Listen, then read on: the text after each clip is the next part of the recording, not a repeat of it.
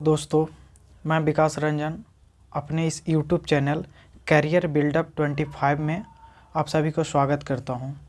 दोस्तों, आज देखेंगे हम लोग ज्ञान बिंदु का जो दरोगा के लिए जो आगामी दरोगा की भर्ती है उसके लिए जो वैकेंसी आ रही है उसके लिए अभी जो होमवर्क सीरीज चला है उसका आज फर्स्ट डे और प्रथम टेस्ट था। तो आज देखते हैं ये सभी क्वेश्चन का एनालिसिस और वो भी शॉर्ट में। तो आइए दोस्तों शुरू करते हैं।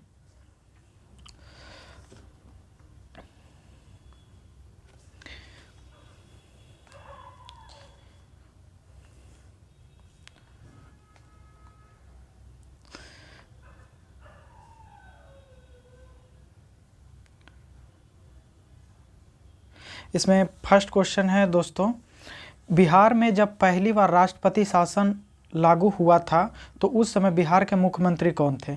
अगर इसका सीधा आंसर देखें तो उस टाइम बिहार के मुख्यमंत्री थे भोला पासवान शास्त्री, और बिहार में अब तक कुल 8 बार राष्ट्रपति शासन लग चुकी है। दूसरा क्वेश्चन में है, सिंधु तथा सतलज नदी के मध्य हिमालय जाना जाता है। सिंधु और सतलज में जो सिंधु और सतलज है इसको इनको जो विभाजित किया था रिवर के फ्लो ऑफ रिवर के बेसिस पे किया गया था। तो सिंधु और सतलज नदी के मध्य का जो है उसको पंजाब हिमालय बोलते हैं, पंजाब हिमालय बोलते हैं। फिर 1809 ईस्वी में फारसी में गिफ्ट टू मोनोथिस्ट किसने लिखा था? तो राजा राम मोहन राय ने लिखा था। किसने लिखा था? तो राजा राम मोहन राय ने लिखा था। फिर है अगला क्वेश्चन, महात्मा गांधी में यहाँ हो जाएगा महात्मा गांधी ने हिंद स्वराज की मूल रचना किस रूप में किया था?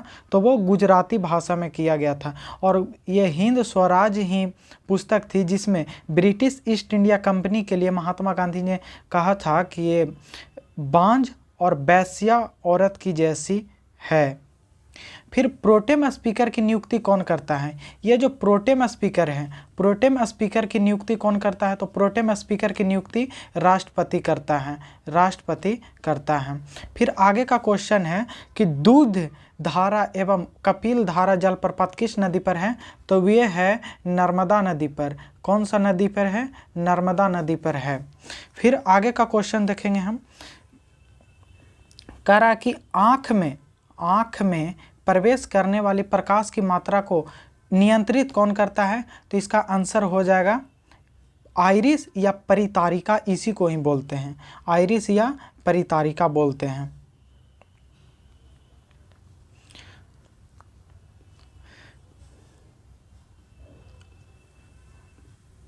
फिर आगे का क्वेश्चन देखेंगे, किस अनुच्छेद के तहत राष्ट्रपति प्रधानमंत्री की सलाह से लोकसभा को भंग करता है? अनुच्छेद 85 के तहत राष्ट्रपति लोकसभा को भंग कर सकती है प्रधानमंत्री के सलाह से। ये एक राज्यसभा होती है, राज्यसभा को कभी विघटित नहीं किया जा सकता है क्योंकि उसका भंग होता ही नहीं है। दूसरा, फिर आगे का क्वेश्चन नंबर 9 देखेंगे, इसरो का गठन कब हुआ है? इसरो का गठन हुआ है 1969 ईस्वी में। फिर द क्वेश्चन नंबर 10 है, घोड़सवारी के मैदान को क्या कहते हैं? तो एरिना कहते हैं। आगे का क्वेश्चन है, विश्व शिक्षक दिवस कब मनाया जाता है? अगर राष्ट्रीय शिक्षक दिवस होगा तो 5 सितंबर, अगर विश्व शिक्षक दिवस होता है तो 5 अक्टूबर को मनाया जाता है। फिर आगे की क्वेश्चन कह रहा है, क्वेश्चन नंबर 12, राष्ट्रपति द्वारा लोकसभा, राष्ट्रपति द्वारा, एक सेकंड, क्या कह रहा है कि राष्ट्रपति द्वारा लोकसभा एवं राज्यसभा में कुल कितने सदस्यों को मनोनीत किया जाता है? तो इसका कुल जो अभी पूछ रहा है तो 14 हो जाएगा। लेकिन ये ध्यान देने वाली बात है कि 104 जो संविधान संशोधन हुआ था 2019 में, तो 2019 में एंग्लो इंडियन के लिए जो लोकसभा में 2 सदस्य मनोनीत होते थे राष्ट्रपति के द्वारा, उसे समाप्त कर दिया गया है। आगे क्वेश्चन नंबर 13 क्या कह रहा है कि केंद्रीय मगरमच्छ प्रजनन एवं प्रबंधन प्रशिक्षण संस्थान कहाँ है? तो ये है हैदराबाद में। किस रंग की प्रकाश का प्रकीर्णन न्यूनतम होती है? ये होती है लाल रंग की। प्रकीर्णन न्यूनतम मतलब कि कौन सा ऐसा है जिसका कि ज़्यादा दूर तक दिखाई दे। प्रकीर्णन जो जल्दी ये होता है ना न्यूनतम, उसका जो रे होता है वो ज़्यादा दूर तक चले। फिर कह रहा कि स्विट्जरलैंड की मुद्रा क्या है? तो क्या है? तो स्विट्जरलैंड की मुद्रा है फ्रैंक। फिर आगे की क्वेश्चन है क्वेश्चन नंबर 16। कह रहा है कि भारत का जलीय एवं स्थलीय दोनों क्षेत्र मिलाकर अक्षांशीय विस्तार, तो कुल विस्तार पूछ रहा है, अक्षांशीय विस्तार। तो पृथ्वी के कुल 179 अक्षांश रेखा और 360 देशांतर रेखा में बांटा गया है। तो इसमें ये जो अक्षांशीय विस्तार पूछ रहा है, तो भारत की ऐसे जो मुख्य भूमि है, मुख्य भूमि का 8 डिग्री 4 मिनट से 37 डिग्री 6 मिनट तक उत्तरी अक्षांश के बीच में भारत विस्तृत है। फिर ये जो मुख्य इसमें पूछ रहा है दोनों क्षेत्र मिलाकर अक्षांशीय जो कुल का विस्तार है, तो इसका हो जाएगा 6 डिग्री 4 मिनट से 37 डिग्री 6 मिनट तक। फिर आगे की क्वेश्चन कर रहा है भारत के पूर्वोत्तर के अंतर्गत कितने राज्य आते हैं? तो कुल 8 राज्य आते हैं, सिक्किम प्लस 7 सिस्टर में अरुणाचल प्रदेश, नागालैंड, मणिपुर, मिजोरम, त्रिपुरा, मेघालय, असम, 7 गो इधर हो गया और एक सिक्किम, 8 गो। फिर कह रहा है कि संभात नहीं, यहाँ पे खंभात होगा। खंभात की खाड़ी किन 2 स्थानों के बीच में है? तो ये हो जाएगा दमन और दीव। क्वेश्चन नंबर 19 कह रहा है भारत के किन राज्यों की समुद्री तट सबसे लंबी है? तो नॉर्मल सी बात है कि सबसे ज़्यादा है गुजरात की है। फिर उसके बाद क्वेश्चन नंबर 20 देखेंगे। क्वेश्चन नंबर 20 कह रहा है कि भारतीय मानक समय कितने राज्यों से होकर गुजरती है? 82.5 डिग्री मानक समय रेखा 5 राज्यों से होकर गुजरती है, जिसका याद करने का ट्रिक है मौका। MOUCA, एम से मध्य प्रदेश, O से उड़ीसा, U से उत्तर प्रदेश, और C से छत्तीसगढ़ और A से आंध्र प्रदेश। 6 डिग्री चैनल किसके बीच है? तो ये है क्या बोलते हैं इसको, ग्रेट निकोबार और सुमात्रा के बीच में 6 डिग्री चैनल है। 8 डिग्री तो है मालदीव और मिनिकॉय। फिर उसके बाद क्वेश्चन नंबर 22 देखेंगे। भारत का औसत समुद्र तल का मापन कहाँ से किया जाता है? तो चेन्नई से किया जाता है। अगर 0 डिग्री देशांतर रेखा पर दिन के 12 बज रहा है तो 100 डिग्री पूर्वी देशांतर रेखा के पर समय क्या होगा? 100 डिग्री तो 1 डिग्री में 4 मिनट होता है, तो 100 डिग्री अगर है तो 400 मिनट हो जाएगा। 400 मिनट को हम 60 से भागा दे देंगे, तो इसमें हो जाएगा 6 घंटा 40 मिनट। तो 6:40 शाम का हो जाएगा। पूर्वी देशांतर है तो बढ़ेगा। फिर संपूर्ण पृथ्वी को कितने अक्षांश रेखाओं में बांटा गया है? अक्षांश रेखा पूछ रहा है, तो 179। विश्व मानचित्र पर सर्वप्रथम भारत को किसने दर्शाया था? तो टॉलमी ने दर्शाया था। भारत के कितने राज्य कर्क रेखा के उत्तर में हैं? तो कर्क रेखा 8 राज्य हैं कर्क रेखा पे, और ऊपर में जितने हैं वो सभी हैं, टोटल हैं 12। ऊपर में आती है 12 हैं। फिर कर्क रेखा एवं 82.5 डिग्री पूर्वी देशांतर रेखा एक दूसरे को किस राज्य में प्रतिच्छेद करती है? तो वो छत्तीसगढ़ में करती है। भारतीय उपमहाद्वीप में कितने देश हैं? तो 5 देश हैं। भारत के कितने ऐसे राज्य हैं जिनकी सीमा अंतर्राष्ट्रीय सीमा को स्पर्श नहीं करती है? ऐसे इसमें स्थल रुद्र नहीं पूछ रहा है, पूछ रहा है कि कुल कितने ऐसे भारतीय राज्य हैं जिसकी अंतर्राष्ट्रीय सीमा नहीं लगती है। तो कुल हो जाएगी 12, कुल 12 राज्य हैं जिसकी अंतर्राष्ट्रीय सीमा नहीं लगती है। फिर कह रहा है कि तमिलनाडु के कन्याकुमारी से कृष्णा नदी डेल्टा तक तट को क्या कहते हैं? तो कोरोमंडल तट कहते हैं। सहकारी क्षेत्र के विकास के लिए किस वर्ष सहकारिता मंत्रालय की स्थापना किया गया है? तो 2021 में किया गया है। 2001 से 2011 के बीच भारत के जनसंख्या में कितनी प्रतिशत की वृद्धि हुई है? तो वो 17.5% की हुई है। ऐसे एग्जैक्ट होता है 17.64%। केंद्रीय महिला एवं बाल विकास मंत्री श्रीमती अन्नपूर्णा देवी ने बाल विकास मुक्त भारत राष्ट्रीय अभियान की शुभारंभ कहाँ से किया है? तो ये किए हैं न्यू दिल्ली से। 25 नवंबर 2024 को शुरू किए हैं न्यू दिल्ली से। अंतर्राष्ट्रीय महिला विरोधी हिंसा उन्मूलन दिवस कब मनाया जाता है? तो 25 नवंबर को मनाया जाता है। प्रधानमंत्री जन धन योजना की शुभारंभ कब से हुई है? तो 28 अगस्त 2014 से हुई है। केंद्रीय स्वास्थ्य और परिवार कल्याण मंत्रालय की ओर से जारी राष्ट्रीय परिवार एवं स्वास्थ्य सर्वेक्षण की आंकड़ा के अनुसार किस राज्य में बाल विवाह सबसे अधिक प्रचलित है? तो सबसे अधिक प्रचलित कहाँ है? तो पश्चिम बंगाल में है, उसके बाद बिहार में है। फिर क्या कर रहा है? ग्लोबल गर्लहुड रिपोर्ट कौन जारी करता है? तो सेव द चाइल्ड एक संस्था है जो जारी करता है। देश में जन्म एवं मृत्यु रजिस्ट्रेशन अधिनियम कब से बनना प्रारंभ हुआ है? तो 1969 से ही बनना प्रारंभ हुआ है। देखिए, जन्म प्रमाण पत्र एक होता है, एक होता है मृत्यु प्रमाण पत्र। ये दोनों बनना शुरू हुआ है 1969 से। स्वतंत्र भारत की पहली जनगणना कब हुई है? तो 1951 में हुई है। भारत में सबसे कम आबादी वाला केंद्र शासित प्रदेश कौन सा है? तो वो है लक्षद्वीप है। फिर आगे की क्वेश्चन कर रहा है, क्वेश्चन नंबर 41। भारत में सबसे अधिक वर्षों तक रहने वाला यूरोपीय कंपनी कौन है? तो पुर्तगाली ईस्ट इंडिया कंपनी है, जो 1961 में ऑपरेशन विजय चला करके सभी पुर्तगालियों को बाहर किया गया था।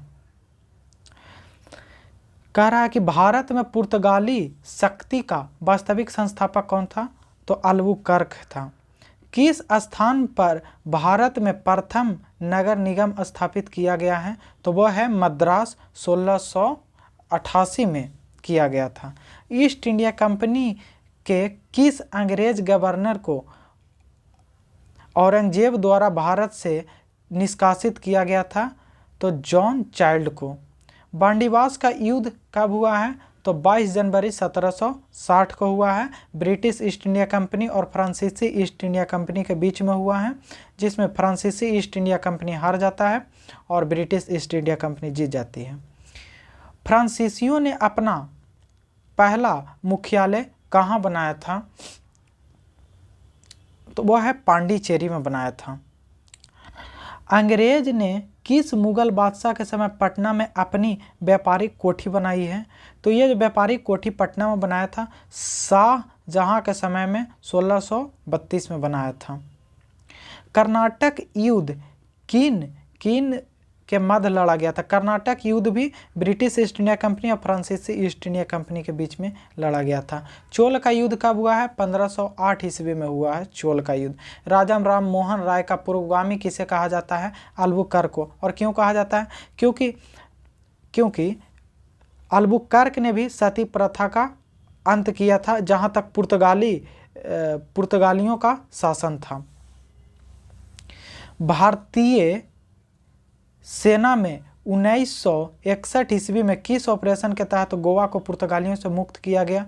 तो वो पुर्तगालियों से मुक्त किया गया ऑपरेशन विजय के तहत। डच ईस्ट इंडिया कंपनी की स्थापना कब हुई है? 1602 ईस्वी में हुई है। सप्तवर्षीय युद्ध ब्रिटिश और फ्रांस के बीच कब हुई है? तो यह है 1756 से 1763 तक हुई है। किसने ईस्ट इंडिया कंपनी के बारे में यह टिप्पणी किया कि कंपनी एक संगति है और परंतु यह उस व्यवस्था का भाग है जहां सब कुछ ही असंगत है?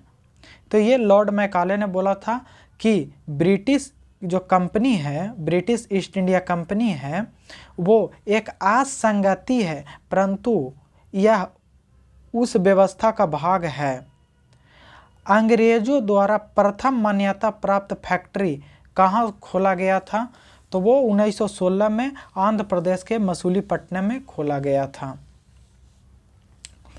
किस अधिनियम द्वारा बंगाल के गवर्नर को बंगाल का गवर्नर जनरल पद नाम दिया गया? तो 1773 के रेगुलेटिंग एक्ट। कंपनी के कर्मचारियों को बिना लाइसेंस प्राप्त किए निजी व्यापार करने तथा भारतीय लोगों से उपहार लेना प्रतिबंधित कर दिया गया था। यह भी 1773 के रेगुलेटिंग एक्ट में किया गया था। रेगुलेटिंग एक्ट 1773 में निहित कमियों को दूर करने के लिए ब्रिटिश संसद ने कौन सा एक्ट पारित किया था? तो 1781 का एक्ट ऑफ सेटलमेंट। फिर आगे की क्वेश्चन है क्वेश्चन नंबर 59। किस एक्ट के तहत गवर्नर जनरल परिषद की संख्या 4 से घटाकर 3 कर दी गई थी? तो 1784 के पिट्स इंडिया एक्ट। फिर आगे की क्वेश्चन नंबर 60 कह रहा है कि गवर्नर जनरल को वीटो की शक्ति का अधिकार किस एक्ट में दिया गया था? तो 1786 का अमेंडमेंट एक्ट। 1786 का अमेंडमेंट एक्ट में ही गवर्नर जनरल को वीटो की शक्ति दी गई थी। फिर आगे की क्वेश्चन है किस अधिनियम के तहत कंपनी को भारत में व्यापार को एकाधिकार को अगले 20 वर्षों के लिए बढ़ा दिया गया? तो हो जाएगा 1793 का रेगुलेटिंग एक्ट। आगे कह रहा कि प्रथम विधि आयोग का गठन कब किया गया था? प्रथम विधि आयोग का गठन कब किया गया था? तो वो है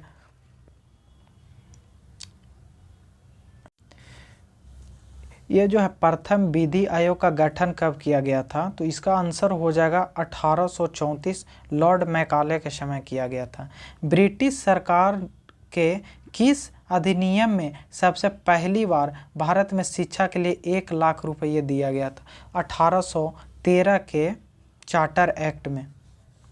चार्टर अधिनियम 1773 के अधिनियम द्वारा कलकत्ता में कब सर्वोच्च न्यायालय की स्थापना किया गया था? 1774 में किया गया था, जिसका एक मुख्य न्यायाधीश और 3 अन्य न्यायाधीश था। मुख्य न्यायाधीश थे एलिजा एम्पे और 3 अन्य न्यायाधीश था, जिसका याद करने का ट्रिक है काल, KAL, क्रिप्स, अलेक्जेंडर और लॉरेंस।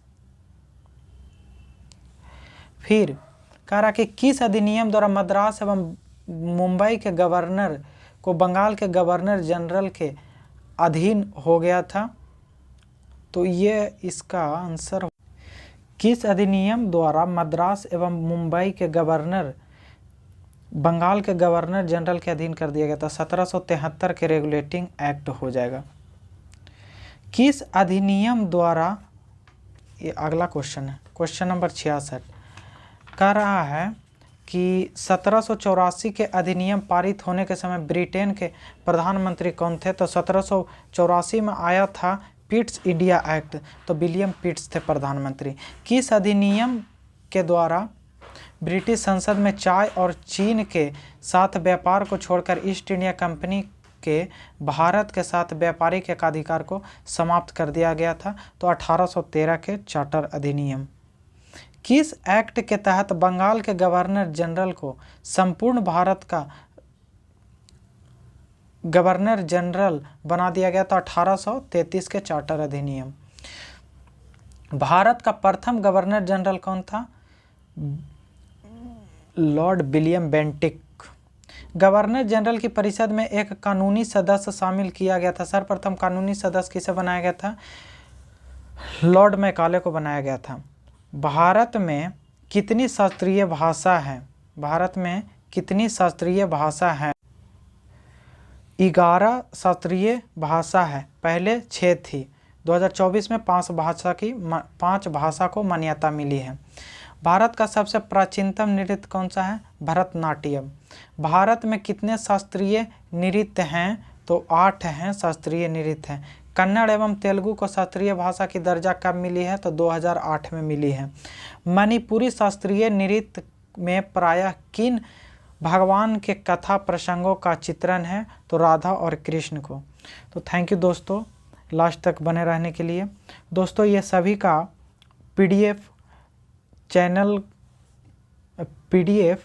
टेलीग्राम चैनल पर मिलेगा। चैनल का नाम है कैरियर बिल्डअप बाय विकास रंजन सर, और इसका कमेंट बॉक्स में हम पिन कर देंगे टेलीग्राम का ग्रुप, तो आप उसको ज्वाइन कर लीजिएगा। ऐसे ही क्विक रिवीजन हो जाएगा, डेली का पीडीएफ भी मिल जाएगा। तो थैंक यू सो मच दोस्तों, मिलते हैं अगले वीडियो में।